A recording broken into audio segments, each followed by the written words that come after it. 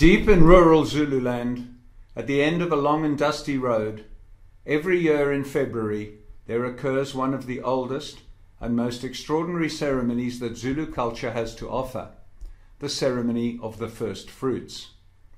Celebrated by descendants of Khekheke, the original Zulu python man, it is designed to show the celebrant's power over evil, personified here by snakes in general and a giant python in particular.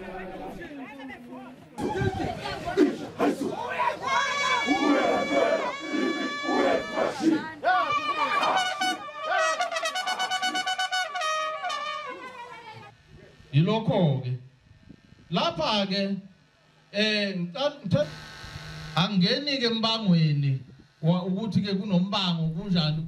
Every year a few tourists are lucky enough to witness this event, held at Khekheke's impressive residence and addressed by one of his sons, acting as the high priest. As with every major Zulu ceremony, an animal must be slaughtered to appease the spirits and to feed the guests.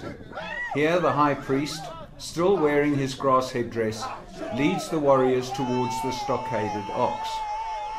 With so many willing hands, it does not take long for the animal to be killed and butchered.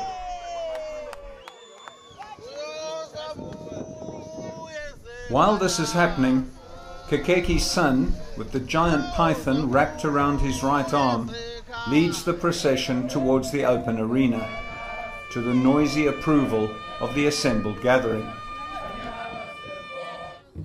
Once there, it is his privilege to start the dancing, which he does, still clutching the python. He is soon joined by the apprentice sangomas, who are in residence, learning their trade from the master.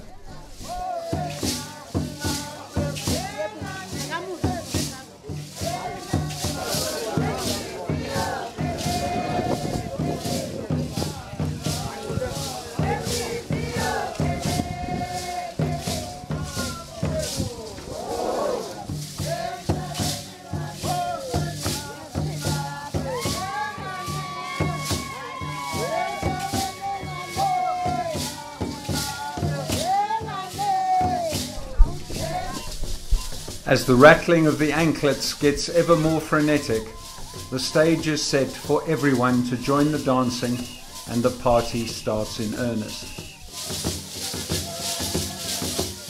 The victory over evil is complete.